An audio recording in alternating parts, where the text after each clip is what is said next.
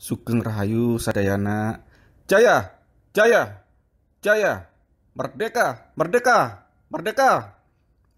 Kebahagiaan, kesadaran, kesehatan, keamanan bagi kita semuanya.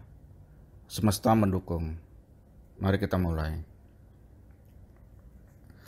Video ini merupakan yang kedua dari rangkaian 6 video yang membawakan cerita protohistori jejak Alengka Dirja.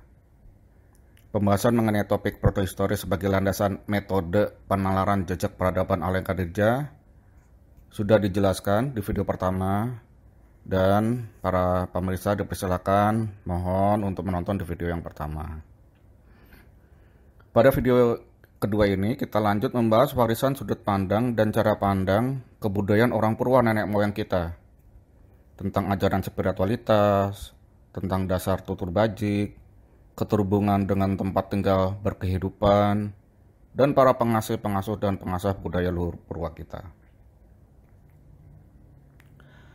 Setelah selesai menonton video ini, monggo dipersilakan sampaikan pendapatnya, masukan, komentar, sentuh tombol subscribe untuk menonton video lanjutannya, dan tanda lonceng agar tidak ketinggalan. Serta share seluas-luasnya. Kami akan menayangkan video-video lanjutannya sekitar seminggu sekali. Terima kasih sebelumnya. Matur nuwun, atur nuhun, matur suksma, matur sekalangkong. Sekarang kita masuk ke materi. Agama, nigama, sundarigama. Apa itu agama? Apa itu nigama? Apa itu sundarigama? Kenapa agama, nigama, sundarigama menjadi satu rangkaian? Dan sebetulnya juga perlu kita ketahui bersama bahwa konsep agama itu memang sebetulnya tidak bisa dipisahkan dari nigama, sundarigama. Agama adalah serangkaian nigama dan sundarigama. Oleh karena itu, kalau kita memang hendak mengerti secara keseluruhan komprehensif, maka kita hendak mengerti agama, maka kita juga perlu juga mengerti nigama dan sundarigama, karena ini merupakan satu rangkaian yang tidak terpisahkan. Dan inilah yang sebetulnya menjadi sandi ajaran spiritualitas dan tatanan dasar tutur kebajikan warisan dari nenek moyang kita. Agama, nigama, sundarigama. Dalam lontar kuno Nusantara ada tercatat tentang gama yang terangkai dalam satu rangkaian. Gama di sini adalah gama yang terartikan sebelum ada KBBI. Agama adalah serangkaian yang tidak terpisahkan dengan nigama dan sundarigama. Juga kita mungkin pernah dengar istilah ugama, igama, baligama. Jadi sebenarnya apa arti agama itu sebetulnya? Jadi kalau kita urai ini, nanti akan kita coba jelaskan juga ini mengenai apa dasar-dasar apa suku katanya, karena memang sandi dari nenek moyang kita itu terangkum dalam suku kata tersebut. Agama, aya gaya, aya maya, aya gama. Aya ini adalah sampai sekarang masih terlestarikan ya, digunakan di bagian Jawa Barat. Ini artinya adalah ada. Kemudian nigama adalah naya i gama. Kemudian sundarigama adalah sundarigama. Jadi belakangnya gama. Mari kita perhatikan rima dari rangkaian tersebut, di mana yang berujung pada gama. Apa arti gama yang sejatinya? Dalam bahasa Kawi kuno, bukan sekedar Kawi, tetapi Kawi kuno. Jadi Kawi yang sudah ada sebelum Sanskerta ada. Yang dipikirkan memang ini sudah digunakan di masa Alengka Dirja. Pelacakan jejak bermuara pada nilai dasar spiritualitas yang bersandarkan kepada sang keberadaan itu sendiri, yang absolut sebagai satu-satunya keberadaan yang tunggal ika. Ada. Dan ini bersinergi dengan teori fisika kuantum bahwa yang ada hanyalah keberadaan. Nothingness is also a thing too. Jadi analoginya kira-kira seperti ini. Misalkan bening. Udara ini kan bening, kita melihat udara ini bening ya. Bening ini sebetulnya bukan warna. Tapi bening ini sebenarnya warna juga sebetulnya. Dan kita masing-masing bisa kok ini membuktikannya secara mudah. Coba kita nyalakan senter. Kita arahkan senter tersebut ke kaca prisma. Dan dari kebeningan muncullah yang tadinya sebagai potensi menjadi sebuah kenyataan. Dari bening tersebut menjadi warna-warni pelangi ketika sudah melewati prisma ya. Jadi sebagai analogi, bening itu juga warna juga gitu loh. Nothingness is also a thing too. Sebuah analogi juga sebagai ketika tunggal ika menjadi bineka gitu. Aya, jadi ini merupakan ungkapan sehari-hari yang sampai hari ini masih dipakai di Jawa Barat. Aya itu berarti ada. Aya ini dijadikan sandi dasar oleh nenek moyang kita untuk membahasakan kehidupan, sukma, spiritualitas. Disandikannya dengan cara aya diberikan konsonan di depannya, dan ini akan sebagai sandi dasar. Mungkin selama ini kita tidak menyadarinya karena merupakan ungkapan yang taken for granted, turun-temurun. Sudah diucapkan sehari-hari aja. Karena memang apa yang disampaikan oleh nenek moyang ini sedemikian lugas gitu. Sehingga kita orang modern yang terbiasa rumit mungkin malah jadi kesulitan ketika dihadapkan pada ajaran yang sederhana dan lugas. Tapi itu soalnya langsung masuk ke pokok intinya. Coba kita renungkan satu persatu urutan alfabet yang konsonan dan menjadi imbuhan untuk aya.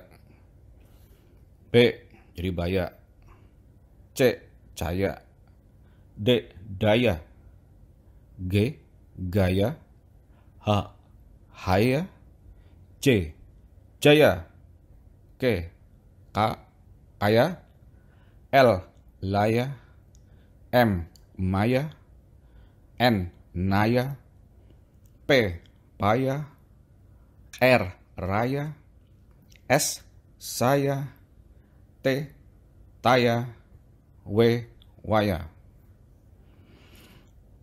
Lalu bagaimana sandi ini menyusun pesan agama, nigama, sundarigama? Baik, kita kembali ke agama. Aya gaya, aya maya. Ada pergerakan ruang dan kala, maka ada pilihan-pilihan cerita. Jadi gaya itu adalah pergerakan yang melibatkan atau juga yang terdiri dari unsur ruang dan kala. Kemudian ada maya. Maya itu adalah orang bilang seperti ya soalnya cerita-cerita kehidupan, dan itu menjadi suatu ada pilihan-pilihan cerita dari pergerakan ruang dan kala ini, ada pilihan-pilihan cerita kehidupan yang manusia bisa pilih sebenarnya. Aktivitas kehidupan membawakan konsekuensi, itu juga arti lainnya. Agama bercerita konsekuensi dari pemilihan-pemilihan aktivitas kehidupan. Cerita-cerita, fenomena-fenomena, pola-pola. Jadi kalau secara ringkas kira-kira kalau di bahasa Inggris kan itu adalah law of nature. Law of nature. Ya, kita bisa lihat misalnya di disiplin-disiplin keilmuan, law of nature ada matematika, ada fisika, ada biologi, farmasi, dan lain sebagainya. Tapi ya itu, dan juga termasuk yang terkait dengan kehidupan manusia. Law of nature, agama itu adalah law of nature. Jadi kalau kita kembalikan ke konteks kawi kuno, permulaannya dulu, agama itu adalah law of nature.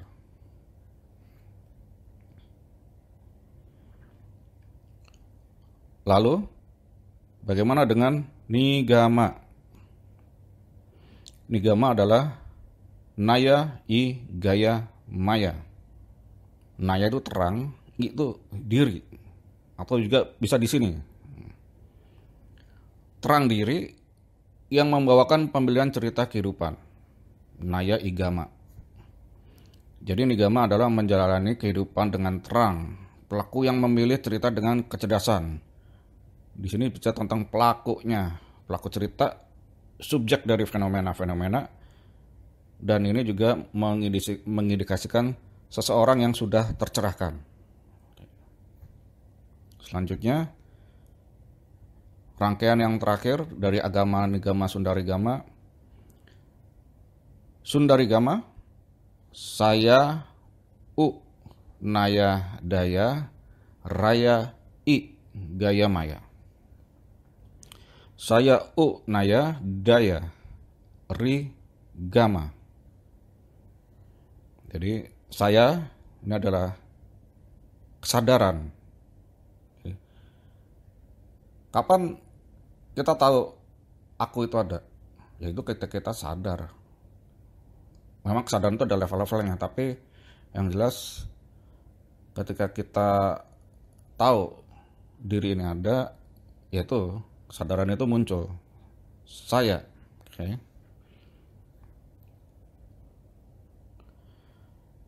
U itu nuju, naya itu terang. Kesadaran nuju terang. Dan berdaya, jadi berkemampuan yang memancar di pola cerita fenomena. Kesadaran yang bisa memberikan penerangan kepada law of nature, sehingga menjadi kecemerlangan di pola cerita fenomena. Peradaban yang cemerlang, hasil para pelakon cerita yang cerdas-cerdas sudah tercerahkan.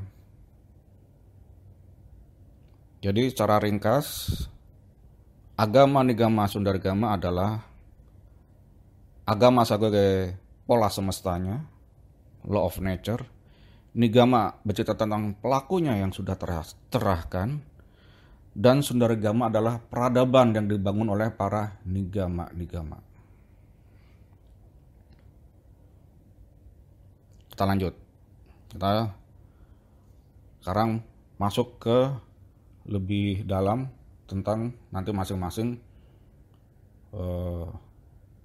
penjabaran ataupun keterangan dari agama nigama Sundarigama. Untuk video ini nanti kita sampai kepada nigama. Untuk Sundarigama di video-video selanjutnya. Jadi agama adalah law of nature, maka seseorang yang beragama akan mencari keselarasan dengan lingkungan kehidupannya. Bung Karno telah menyatakan hal tersebut di dalam pidato tanggal 1 Juni 1945. Pidato dari mulai mengalirkannya ideologi Pancasila di negeri ini. Di dalam pidato tersebut disampaikan, orang dan tempat tidak dapat dipisahkan. Tidak dapat dipisahkan rakyat dari bumi yang ada di bawah kakinya. Demikian yang sudah disampaikan oleh Bung Karno. Jelasnya, bumi yang ada di bawah kaki kita mempengaruhi karakter dan kehidupan orang kita, dan kemudian nanti lebih lanjut lagi, orang juga akan juga mempengaruhi dari bumi yang ada di mana dia bertempat tinggal. Tapi yang perlu kita sadari, dari awal adalah bumi di mana kita bertempat tinggal secara tersendiri ini, di mana lingkungan terdekat ini itu juga yang jelas akan mempengaruhi kita. Baik itu dari sisi fisik, biologi, mungkin juga metafisik, itu semua berpengaruh dan kemudian saling mempengaruhi.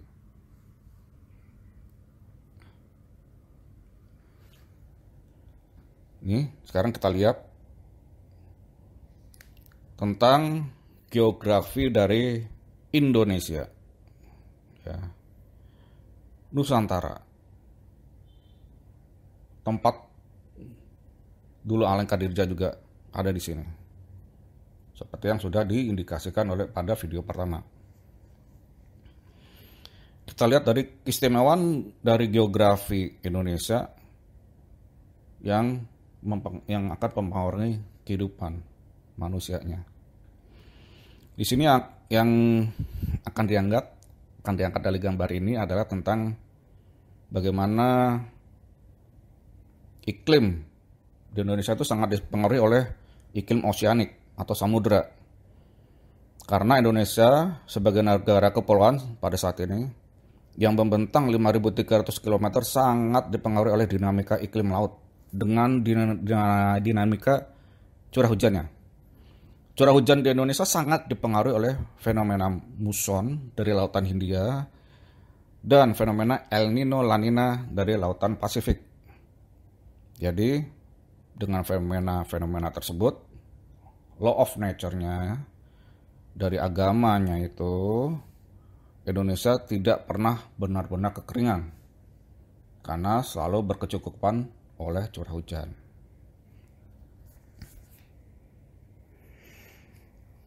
Selanjutnya, dari sisi tanahnya, Kepulauan Indonesia ini tumbuh di atas pertemuan 3 lempeng benua. Lempeng benua Eurasia, lempeng benua Indo-Australia, dan lempeng benua Pasifik. Dan ini menghasilkan salah satunya adalah busur Sunda. Itu yang tulisannya merah, Sunda Art. Yang itu merupakan adalah Ring of Fire, bagian dari Ring of Fire Pasifik. Ring of Fire ini sangat aktif. Ada sekitar 500 gunung berapi di Indonesia dengan 126 diantaranya aktif. Dan penyebaran gunung berapi aktif di Sumatera ada 30, di Selat Sunda ada, Krakatau yang terkenal itu dan fenomenal. Dan juga di Jawa ada 35, di Bali ada 4, dan seterusnya. Itulah gunung berapi yang dicatat oleh BMKG sebagai gunung berapi yang aktif. Dari aktivitas gunung berapi tersebut, Indonesia tidak pernah kekurangan letusan gunung berapi yang pada ujungnya memberikan kesuburan pada tanah. Jadi kita dianugerahi tanah yang subur dari proses dinamika gunung berapi yang ada di Indonesia, dan kita tidak kekurangan gunung berapi. Dari sisi lautan dan udara sudah, dari sisi darat sudah.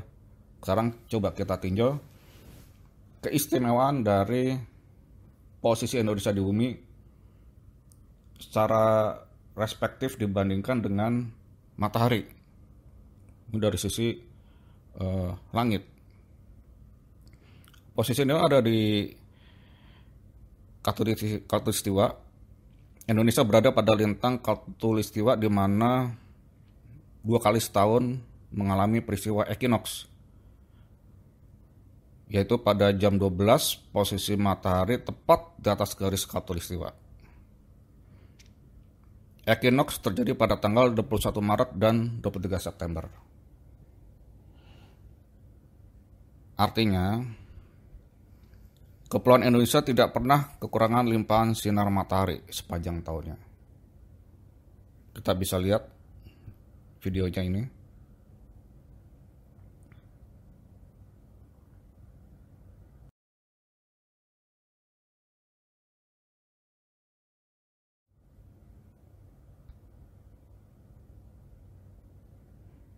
Oke, lanjut. Kemudian kita lihat lagi masa iklim es dengan Sunda lainnya. Jadi kita coba masuk di zaman Aleng Khadijah itu kira-kira seperti apa kondisi iklimnya, tanahnya. Gambar ini disarikan dari channel YouTube-nya Pak Dani Irwanto tentang Atlantis, menggambarkan situasi iklim geografis di masa bumi sebagian besar di permukaannya diliputi es. Jika orang memperkirakan Mahabharata di Indonesia terjadi sekitar 5.000 tahun sebelum Masehi yang lalu, dan Ramayana Nusantara 5.000 tahun sebelum Mahabharata, maka diperkirakan masa Aleng Khadijah Rawana itu sekitar 12.000 tahun yang lalu. Kita bisa lihat bersama di gambar ini, Pulau Jawa, Bali, Sumatera, Kalimantan masih menjadi satu daratan. Puncak masa es yang terakhir terjadi 22.500 tahun yang lalu. Itu puncak masa esnya. Di masa itu uap air lebih sedikit, hujan juga lebih sedikit, udara lebih kering. Di lintang Capricorn ke atas atau Cancer ke bawah sebagian besar diliputi oleh es. Tetapi di wilayah Nusantara di masa itu pun sepertinya tidak kekurangan hujan, dikarenakan letaknya yang diapit dua samudra dengan siklus muson dan siklus La Nina El Nino. Oleh karena itu, kondisi yang paling mendukung untuk pengembangan pertanian yang pertama kali di muka bumi oleh manusia ya di Nusantara ini. Ini yang perlu kita renungkan bersama, bahwa peradaban pertanian yang mengandalkan curah hujan yang cukup, mengandalkan tanah yang subur, itu posisinya di mana kalau tidak di Nusantara. Di tempat lain pada saat itu es, hujan sangat kurang. Karena perkembangan pertanian ini dan kecukupan pangan, jadikan populasi yang terbesar di saat itu ya adanya di Nusantara. Itu wajar itu. Dan itu juga sudah diceritakan di stansa kedua Indonesia Raya. Dan ini juga bercerita tentang apa dampaknya kemudian, apa yang memberikan kemungkinan-kemungkinan yang terjadi setelah itu. Ditembangkan di dalam stansa kedua Indonesia Raya, suburlah tanahnya, suburlah jiwanya. Jadi setelah subur tanahnya, ya jiwanya turut jadi subur, gitu. Sebagai bawaan lingkungan semesta, kita juga mesti menyadari ini konsekuensi dari subur jiwanya adalah bahwa manusia itu mempunyai tugas mulia, yaitu memayu hayuning bawono, mempercantik kehidupan semesta.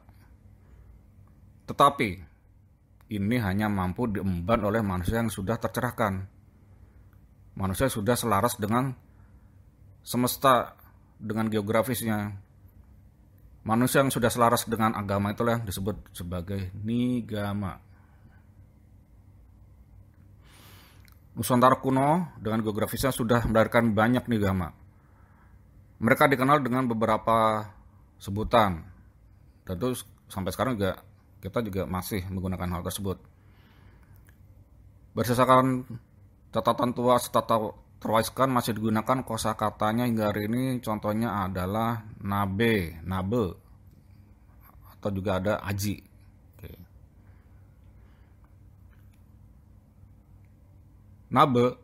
Nabe, atau kemudian di Timur Tengah sana dikenal sebagai nabi. Ini karena perubahan logat ya, gitu. Perubahan intonasi. Ada proses translasi, transkripsi, transliterasi. Ketika ajaran dari Nusantara keluar, Nabe ini jadi disebutnya sebagai nabi. Tapi intinya sama. Jadi nabe adalah tingkatan kedudukan dalam kesulinggihan yang bertindak sebagai seorang guru spiritual utama dalam proses pendidikan dan pembelajaran, khusus dalam tradisi aguran-oguron kepada para sulinggi, sehingga melahirkan sulinggi yang satyawadi, membacakan wejangan penuh tata krama, apta, selalu berkata benar, parti taningrat, kehadirannya membawakan kesejukan, dan upadesa, memberikan pencerahan. Untuk selanjutnya, jika ingin lebih jauh mendalami, di situ ada linknya, silakan masuk ke situ. Kemudian selanjutnya juga ada istilah aji.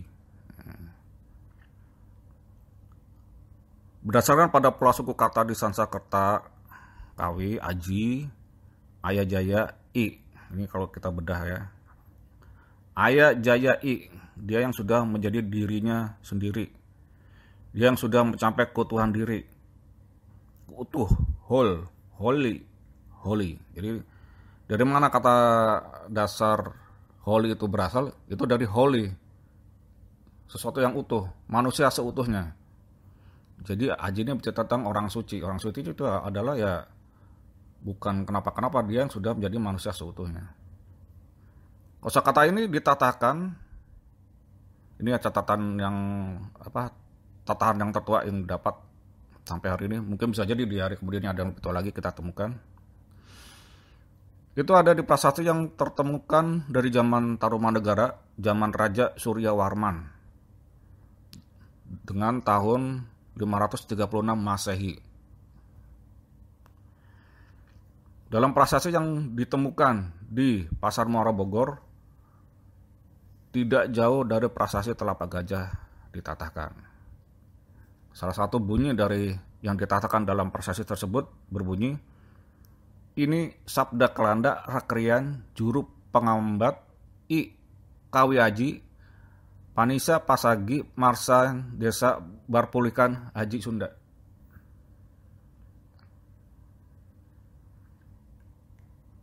Kita dengarnya jadi ya, kawi haji. Ini cerita tentang orang yang dituakan, orang yang suci, orang yang bisa memberikan tetua adat lah gitu. Prasasti ini menyebutkan, kita bisa lihat, ini adalah foto prasastinya, bercandra sengkala 536 Masehi dari zaman Tarumanegara. Untuk lebih lanjut, silakan masuk ke link yang ada di dalam video ini yang sudah dituliskan. Jadi sejalan dengan catatan tua Ramayana, bab Kiskindha dan Sundarakanda yang sudah diceritakan video yang pertama, yang menarasikan tentang kesuburan dan keindahan Alengkadirja, sangat bisa jadi nilai-nilai keluhuran dari hasil peradaban, kesuburan, keindahan tersebut, para nigama Nusantara yang sekarang ini sedikit banyak mewarisi dari zaman Alengkadirja. Cara agama dan geografisnya kan sama nih sebenarnya geografis kita sekarang dengan Alengkadirja dulu. Cuma memang mungkin perbedaan utamanya adalah luas daratnya lebih luas, juga mayoritas bumi diliputi oleh es. Nabe, Aji, dan kawan-kawan mereka lah yang menjadi pengasih, pengasuh, dan pengasah keluhuran ajaran Purwa sejak zaman Alengkadirja. Untuk rincian keterangannya tentang catatan tua tersebut, dengan hormat silakan tonton di video pertama. Ya, di video pertama itu tentang catatan tua tentang Ramayana, bab Sundarakanda, Kiskindha itu ada dikutip di situ. Sekian untuk tayangan video kedua ini. Jika ini informasi yang menarik, untuk kelangsungan channel ini mohon pencet tombol subscribe di bawah kanan video, tombol like di bawah kiri video, icon lonceng pojok kanan atas layar. Sampaikan komentar saudari-saudara sekalian yang saya muliakan dan hormati, dan Share seluas-luasnya demi kebergunaan video ini secara luas. Terima kasih atas waktunya. Rahayu, Rahayu, Rahayu Sagung Dumadi, Jaya dan Merdeka!